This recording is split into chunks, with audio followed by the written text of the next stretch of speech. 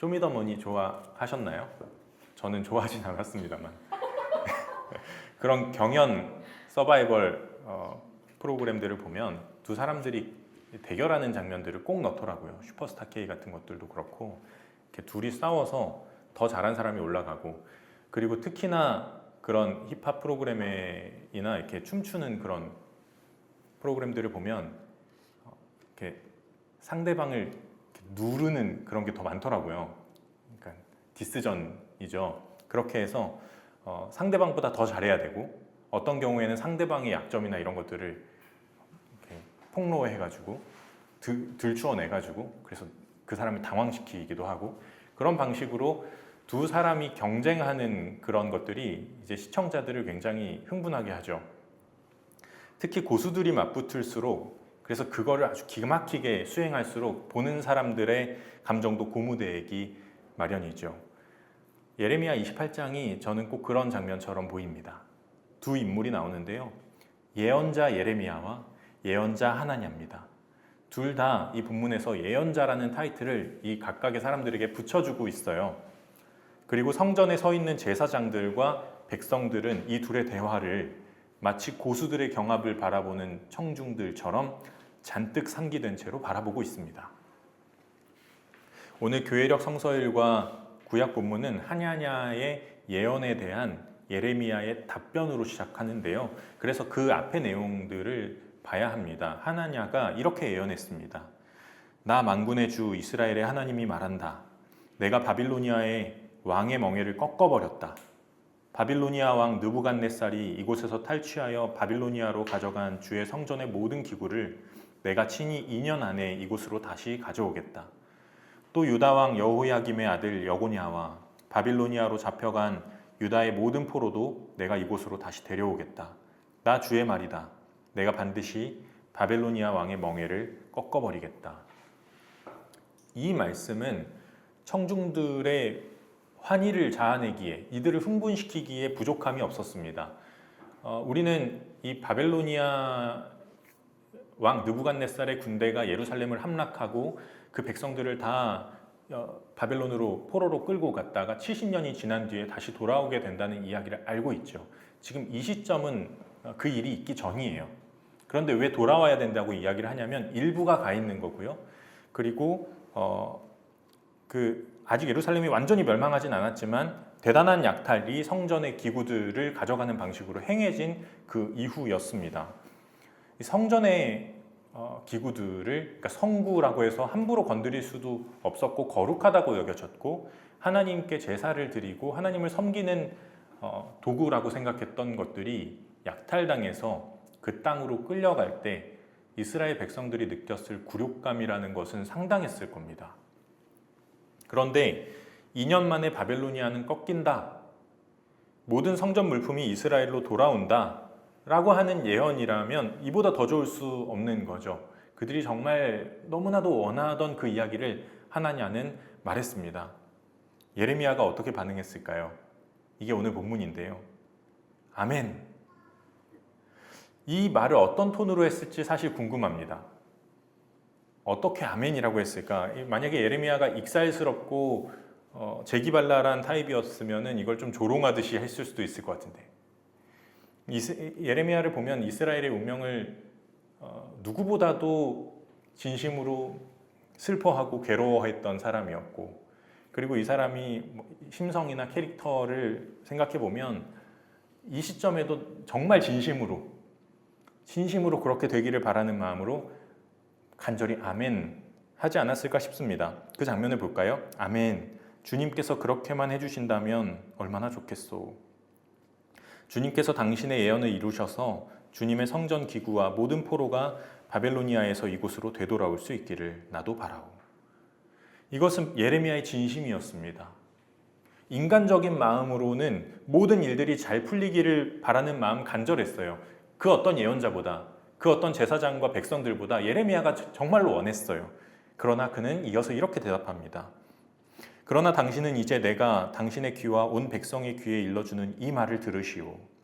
옛날부터 나와 당신보다 앞서 살았던 예언자들은 많은 나라와 큰 왕국에 전쟁과 재앙과 전염병이 내릴 것을 예언하였소. 그러나 평화를 예언하는 예언자는 그 예언자의 말이 성취된 뒤에야 비로소 사람들은 그를 주님께서 보내신 참 예언자로 인정하게 될 것이요. 예언자의 메시지는 언제나 부정적이었습니다. 왜냐하면 하나님께서 그들에게 하실 말이 있어서 예언자를 선택해서 보내시는 거거든요. 심지어 다윗의 그 시기에 하나님의 마음에 합한 자라고 불렸던 그 사람이지만 그가 밧세바를 취하는 그런 잘못을 범했을 때 나단 선지자를 보내시는 거잖아요. 무언가를 지적하고 그래서 이것들을 고치지 않으면 하나님의 일들이 심판이 전쟁이 재난이 이런 거 있을 거다라고 하는 예언. 그러니까 그 예언의 핵심은 그러지 말고 돌아와라는 거예요. 그런데 하나님이 보내셨다는 예언자임을 자처하는 하나냐가 평화를 말하고 있다면 그러면 그것은 과거에 있었던 예언자들의 선포 전통과는 다르기 때문에 정말로 그 평화가 이루어지는 선포가 성취되지 않는 한 당신은 참 예언자라고 인정받기 어려울 거예요 라고 예레미야가 받아치고 있는 겁니다. 이것은 단순한 기싸움이나 악에 바친 저주가 아니었습니다. 오히려 예레미야가 전혀 바라지 않는 전개를 말하고 있어요. 예레미야는 누구도 듣기 싫어하는 말, 심지어 자기 자신도 너무나 원하지 않는 말, 재앙을 경고하고 회개를 요청하는 메시지로 모두를 당황시켰습니다. 누가 진정한 예언자인가? 두 사람의 예언이 상충하고 있는데, 정면 충돌하고 있는데 누가 맞는가? 서로를 겨루는 듯한 이 장면에서 청중은 하나냐의 예언을 마음에 들어하고 호응했을는지 모르지만 사실 하나냐는 하나님께서 보내시는 예언자가 아니었다라는 내용이 우리가 읽은 본문 이후에서 바로 드러납니다. 그는 나 이스라엘에 하나님이 말한다라고 하는 형태를 취해서 예언했지만 실상 그 내용은 하나님의 뜻과는 전혀 상관이 없는 내용을 말하고 있었어요. 자기가 원하는 것을, 청중들이 듣고 싶어 하는 것을, 그래서 사람들이 좋아해서 나를 호의적으로 봐줄 것 같은 그 말을 그렇게 하는 사람들이었지, 자신의 이익과 기대에 따라서 말하는 사람이었지, 하나님의 말을 분별하고 그대로 전하려고 하는 사람이 아니었습니다. 우리의 말하기는 하나냐가 아니라 예레미야와 같아야 합니다. 하나님을 향한 기도도 우리가 원하는 것만 줄줄 읊조리고 마는 게 아니고 그 기도를 할수록 하나님의 마음과 하나님의 생각을 듣게 되고 깨닫는 기도가 되어야만 합니다. 예수 그리스도의 겟세마네 기도를 생각해 볼까요? 나의 원과 아버지의 원이 달랐어요. 하나님, 나는 이 잔을 내게서 옮기시기를 원합니다. 나 이 고난 안 받고 싶습니다. 그런데 하나님은 이것을 원하시는군요를 발견하게 되는 기도의 현장이었어요. 그랬을 때 그것을 계속 몰아붙였을 때 자기의 뜻을 앞세우는 게 아니라 하나님께서 원하시는 바를 나도 원하는 데까지 나아가는 기도가 되었어요. 나도 하나님께서 원하시는 것을 원합니다. 나도 하나님께서 바라시는 것을 들어드리겠노라고 그렇게 결단하는 말하기가 되도록 우리도 연습해야 해요. 하나냐는 또 둘러서 있던 제사장과 백성들은 바라는 바가 명확했습니다. 그래서 하나님의 뜻에는 무관심했습니다. 내가 원하는 게 너무나 명징해서 다른 것이 개입할 여지가 없었습니다. 하나님이 얼마나 애통해 하시는지, 이스라엘이 불의와 부정함으로부터 속히 돌아서기를 바라시는 절실한 마음을 그들은 도무지 알지 못했습니다. 말하자면 종교적인 무지이지요. 사람들이 예레미야의 경고보다 하나냐의 평화를 좋아했던 이유는 자신들이 그전까지 살고 있었던 방식, 내가 존재하는 방식, 내가 바라고 있는 것, 내가 행하는 것들, 우리의 삶의 관성들, 이것들을 조금도 바꾸고 싶지 않았기 때문이에요. 내게 존재하는 죄악과 마주하는 고통을 경험하고 싶지 않았어요. 바울은 로마서에서 바로 그 인간의 본성이 어떠한가, 인간의 참혹한 실존, 스스로는 깨닫고 싶어 하지도 않고 도무지 깨닫지 못하고 있는 존재적인 무지를 고발합니다. 로마서 6장 16절 말씀 같이 읽어보겠습니다. 시작. 여러분이 아무에게나 자기를 종으로 내맡겨서 복종하게 하면 여러분은 여러분이 복종하는 그 사람의 종이 되는 것임을 알지 못합니까? 여러분은 죄의 종이 되어 죽음에 이르거나 아니면 순종의 종이 되어 의에 이르거나 하는 것입니다. 아멘. 바울은 우리가 죄의 종이 되어서 죽음에 이르거나 아니면 순종의 종이 되어서 의에 이르거나 양자 중에 하나라고 말합니다. 죄의 종과 의의 종. 그래서 누구의 종인가? 그리스도의 노예와 사람의 노예. 이런 표현들을 바울이 즐겨서 사용해요. 그러니까 사람에게 완전한 자율성이라고 하는 것은 없다는 거예요. 그런데 죄가 뭘까요? 흔히 죄를 어떤 행위의 결과로 표현하잖아요. 무슨 행동을 했는데 그게 나쁜 행동이고 어떤 규칙을 어기는 행동이고, 그래서 이런 행동을 해서 나는 죄를 지었어.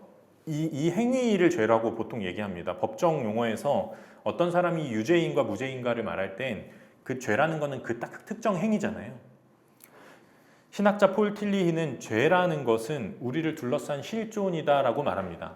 우리의 실존이고 우리를 둘러싼 세계를 말하는 것이다. 우리가 태어나 보니까 우리는 이미 우리를 둘러싼 모든 게 죄예요. 그래서 내가 죄인이 아닐 수 없어요. 그냥 이 세상에 던져져 보니까 이미 죄라는 세계에서 죄를 먹고 죄를 경작하면서 사는 죄인이에요. 어떤 개별적인 행위를 해서가 아니라, 그걸 안 했으면 죄인이 아닐 수 있는 게 아니라, 우리가 거대한 죄라는 땅에 살면서 얼마나 죄와 친숙한지, 얼마나 우리의 말하기와 생각하기와 우리의 그 행동이 일관되게 죄에 포섭되고 계속해서 죄에 기울어져 가는 존재인지, 죄와 나를 구별하기가 불가능할 정도로 어떻게 뒤엉켜서 결합되어 있는지, 이것이 모든 사람이 처해 있는 실존이라는 거예요. 아주 잔혹하죠. 바울도 우리가 불의의 연장과도 같았다 이렇게 말합니다. 죄가 우리를 다스리고 있다고, 불법과 부정의 종이 되어서 완전히 거기에 빠져 있었다고 말합니다. 벗어날 수 있는 가능성이 없는 상태인 거예요.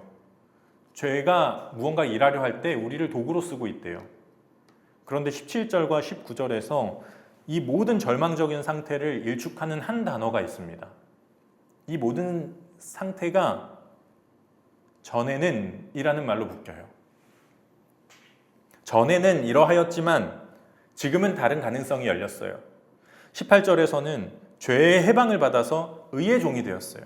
19절, 이제는 여러분의 지체를 의의 종으로 바쳐서. 전에는 죄의 영향 아래 있었는데 이제는 은혜의 영향 아래 있어요. 13절에서는 의의 연장으로 하나님께 바쳐서 거룩함에 이르십시오.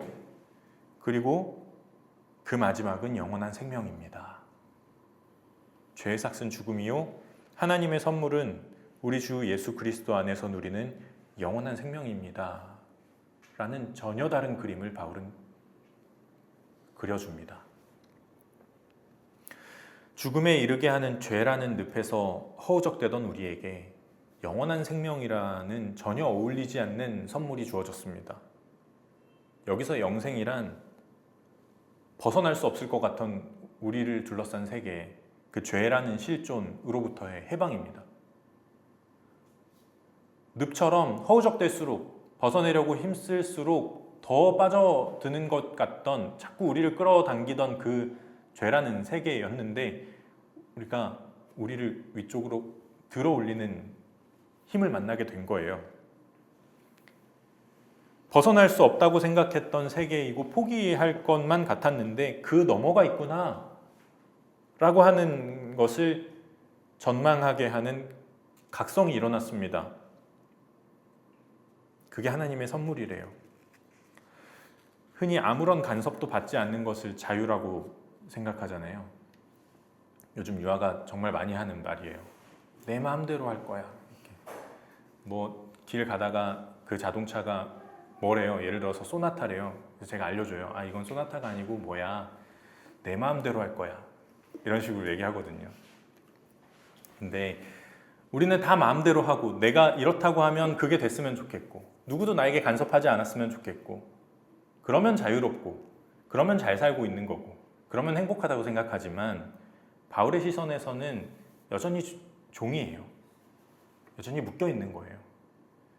그 모두가 놓여 있는 무대가 죄이고 속박이에요. 불의의 연장으로 살다가 죽음이라는 결말을 맺는다는 운명이 있다는 것, 그것을 사람들은 알지 못합니다. 그리고 의의 종으로 사는 일이 얼마나 기쁘고 복된지도 알지 못합니다. 의의 연장으로 우리의 몸을 바친다는 것은 죄의 권세가 호령하는 세상에 맞서는 일입니다. 말하자면 하나냐가 선포하고 있는 평화, 거짓된 평화에 균열을 내고 그래서 듣는 사람들로 하여금 불편하게 만드는 일입니다. 우리의 삶을 바꿔야 한다고 지금 우리가 누리고 있는 그 번영이란 그 평화란 진짜가 아니라고 하나님 앞에서 이것들은 바꾸어내야 한다고 목 놓아 외치는 소음과 공해를 만드는 그런 일입니다. 불의를 드러내는 일입니다. 통증을 감수하고 수술을 감행하는 일입니다. 그래서 예수님은 말씀하세요. 나는 평화를 주러 온 것이 아니다. 칼을 주러 왔다. 마태복음 34절부터 나오는 말씀입니다. 너희는 내가 세상에 평화를 주러 온 줄로 생각하지 말아라. 평화가 아니라 칼을 주려고 왔다. 나는 사람이 자기 아버지와 맞서게 하려고, 딸이 자기 어머니와 맞서게 하고, 며느리가 자기 시어머니와 맞서게 하려고 왔다. 사람의 원수가 자기 집안 식구일 것이다.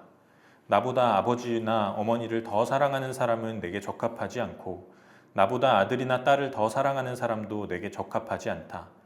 또 자기 십자가를 지고 나를 따르지 않는 사람도 내게 적합하지 않다. 자기 목숨을 얻으려는 사람은 목숨을 잃을 것이요. 나를 위하여 자기 목숨을 잃는 사람은 목숨을 얻을 것이다. 마태복음 10장 우리가 몇 주에 걸쳐서 보고 있는데요. 이 첫 부분에서 예수님은 제자들을 부르시고 세상으로 파송하셨습니다. 우리가 그 장면에서 보았던 예수님의 복음은 물렁물렁하지 않았습니다. 그곳에 가서 일으킬 트러블에 대해서 경고하셨습니다. 그래서 그들이 목숨에 대해서도 심지어 이 장면에서는 가족과의 불화, 자기 목숨과의 불화 이것들을 감수할 정도로 각오해야 한다고 그것을 요구했을 정도로 그러니까 이 세상에서 이것만은 거스를 수 없지 이게 가장 소중하지라고 여겨지는 그 모든 것들 그 가치에도 정면으로 마주하라는 요청을 주님은 하면서 제자들을 보내셨습니다. 관심 갖고 계속 연대하고 전하고 있는 정릉골 이야기를 다시 떠올려 봅니다. 지난주에 좀 나눴던 이야기인데요. 정릉골의 지금 재개발이 이루어지려고 하고 있고요. 그래서 그곳을 재개발하려는 철거하려는 조합 측이 있고 그곳에서 예전부터 살고 있었지만 어떤 이주 대책이나 원주민들, 그러니까 원주민들이 어떻게 이후의 삶을 살아야 할지에 대한 대책이 없어서 그것들을 마련하라고 말하고 있는, 대치하고 있는 것이 지금 그곳에 있는 현장입니다. 거기에 연대하는 시민들이 계속해서 생존권을 먼저 보장하라고 투쟁하고 있는 현장인데요. 몇 차례 강제 철거 시도가 있었는데 일단은 저지가 되었고 지금 구청 측과 계속해서 협상을 하고 있는 중에 있습니다. 근데 언제 또 들어올지 몰라요. 지난 강제 철거 시도 때 용역들이 들이닥쳤습니다. 그 철거를 하도록 동원된 사람들이었는데 그들이 정릉골을 지키려는 연대인들에게 했던 질문이 있습니다. 당신은 얼마를 받고 이 일을 하느냐고. 그들은 돈을 받고 그곳에 와서 무슨 일이 이루어지는지도 모른 채 완력을 행사하죠. 그들은 돈과 무관하게 이웃의 삶에 공감하고 타인의 고통에 연대하는 마음을 알지 못합니다. 함께 살아가는 사회를 만들어가려는 자신의 삶의 희생과 낭비를 감수해서라도 지켜내야 할 것들을 지켜내고자 하는 그 가치를 알지 못합니다. 우리는 알지요. 아는 우리의 사명은 알지 못하는 이들의 폭력을 가로막고 우리가 아는 바를 가르쳐 주는 것입니다. 예수님께서 제자들을 보내시면서 말씀하셨어요. 보아라, 내가 너희를 내보내는 것이 마치 양을 이리떼 가운데로 보내는 것과 같다. 그러므로 너희는 뱀과 같이 슬기롭고 비둘기와 같이 순진해져라. 사람들을 조심하여라. 그들이 너희를 법정에 넘겨주고 그들의 회당에서 매질을 할 것이다. 또 너희는 나 때문에 총독들과 임금들 앞에 끌려나가서 그들과 이방 사람 앞에서 증언할 것이다. 예수님께서 우리 오늘 본문 앞에서 일찍이 알려주셨던 그들의 운명이에요. 무척 사납죠.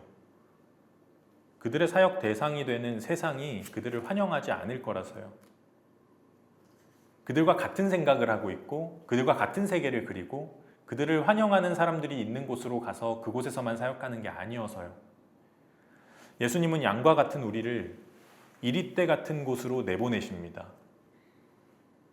어찌 이렇게 매정하신가요? 그런데 우리는 이어지는 절에서 주님의 마음을 엿볼 수 있습니다. 우리 40절부터 42절까지 같이 읽어보겠습니다.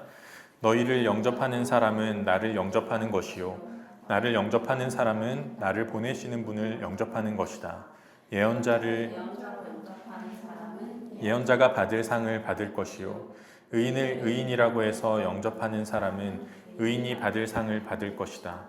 내가 진정으로 너희에게 말한다. 이 작은 사람들 가운데 하나에게 내 제자라고 해서 냉수 한 그릇이라도 주는 사람은 절대로 자기가 받을 상을 잃지 않을 것이다. 아멘. 예수님은 자신의 일을 하는 사람들이 잘 대우받기를 원하십니다. 그래서 성공한다거나 그래서 아주 탄탄대로를 걷는다거나 그것까지 기대하신 것은 아닌 것 같지만 그래도 가면서 그 길을 걷는 동안 그 사역을 하는 동안 좋은 사람들을 만나기를 잘 대해주는 사람이 있기를 그 사역을 감당하는 동안 지치지 않는 어떤 담비 같은 이들을 마주하기를 예수님은 바라셨어요. 예수님과 운명을 같이 하는 사람들. 예수님도 십자가에 달리셨잖아요. 그것처럼 제자들도 고난을 당할 수 있고 또 위험한 길을 걸어가겠지만 주님이 진심으로 바라시는 것은 그들이 꺾이지 않고 행복하게 하나님 나라의 비전을 선포하고 살아가고 이루어내는 것이었어요. 오늘 본문은 그런 마음을 듬뿍 담아서 하시는 축복의 말씀입니다. 저도 여러분에게 복이 있기를 바랍니다. 여러분이 하나님 나라를 위해서 일하고 살아가고 말할 때 여러분에게 잘 대해주는 사람들을 하나님께서 잘 해주시기를 기도합니다. 우리 서로가 그렇게 대해주면 좋을 것 같아요. 그러면 제가 하는 그 기도를 여러분이 복으로 다 받으시겠죠, 우리 서로가. 혐오와 탐욕의 세상 속에서 그리스도의 길을 따르는 서로에게 건네는 냉수 한 그릇은 곧 하나님을 대접하여 드리는 거룩한 예전이 됩니다. 용역들은 돈을 받고 타인의 삶을 부수지만 우리는 냉수 한 그릇을 건냄으로써 영원한 생명이라는 상을 받는 사람들입니다. 그들은 이 상의 가치를 알지 못합니다. 우리가 아는 바를 잘 지켜냅시다. 함께 즐거워하고 격려하면서 끊임없이 상기시켜주고 맛보게 하는 공동체가 됩시다. 그리고 알지 못하는 일들이 알게 되도록 세상 곳곳에 선포하는 우리에게 주님의 선물이 가득하기를 소망합니다.